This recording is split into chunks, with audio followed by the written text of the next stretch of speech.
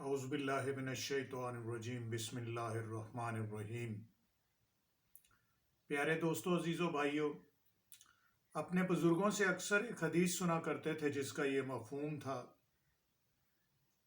کہ ایک زمانہ ایسا آئے گا کہ لوگ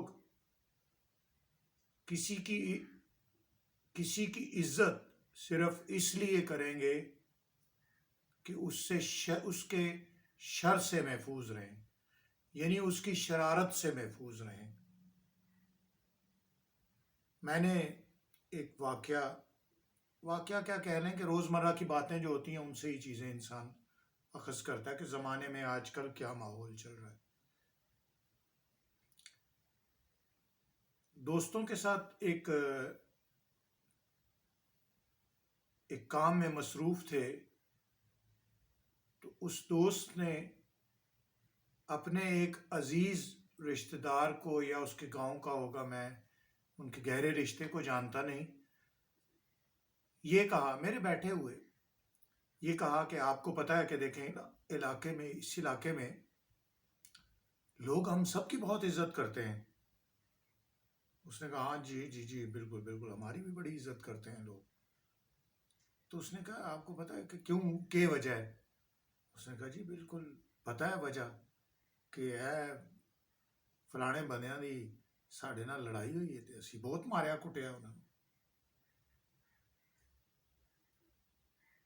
اس نے کہا ہاں دیکھیں تواڈے لوگ ساڈے خلاف گلاں بھی کردے نے، کہ تانوں پتہ اسی کی گلاں کردے نے؟ کہ ہاں بس علاقے چ لوگ کہندے نے کہ بدتمیز جو لوگ نے ہر ویلے گلے پی جاندے نے۔ تو وہ کہتا ہے یہی وجہ ہے کہ ساڈی علاقے چ عزت بنی ہے۔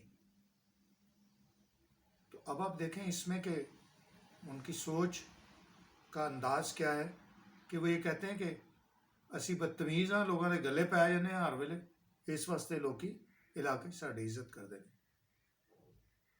پھر دیکھیں ان کا تکبر، غرور اور ان کے سوچ کا انداز یہ دیکھیں، کہتے ہیں اسی واسطے تے علاقے چ دیکھو کوئی بھی معاملہ ہوئے، الیکشن بھی اسی لڑتے ہیں، مین جگہ بھی ساڈے کول نے، تے کاروبار بھی تقریباً ساڈے بندے سارے اچھا کر رہے ہیں، تے اسی لوگاں ماردے کٹدے بھی ٹھیک ہاں، بھائی ان کی مرمت بھی کرتے رہتے ہیں وقتاً فوقتاً۔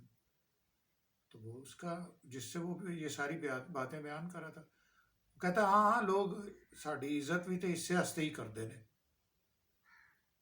تو یوں تو نبی پاک صلی اللہ علیہ وسلم کی ہر بات سچ ہونی ہے قیامت سے پہلے، لیکن میں یہ سوچ رہا تھا کہ واقعی وہ زمانہ آ گیا ہے کہ لوگ لوگوں کی عزت صرف اس لیے شاید کرتے ہیں کہ وہ ان کے شر سے محفوظ رہیں، کہ وہ لوگ ان کو تنگ نہ کریں، شرارت نہ کریں۔ اگر وہ شریف لوگ ہیں تو ان کی عزت نہ اچھالیں، ان کی پگڑیاں نہ اچھالیں، ان کی عزت محفوظ رہے۔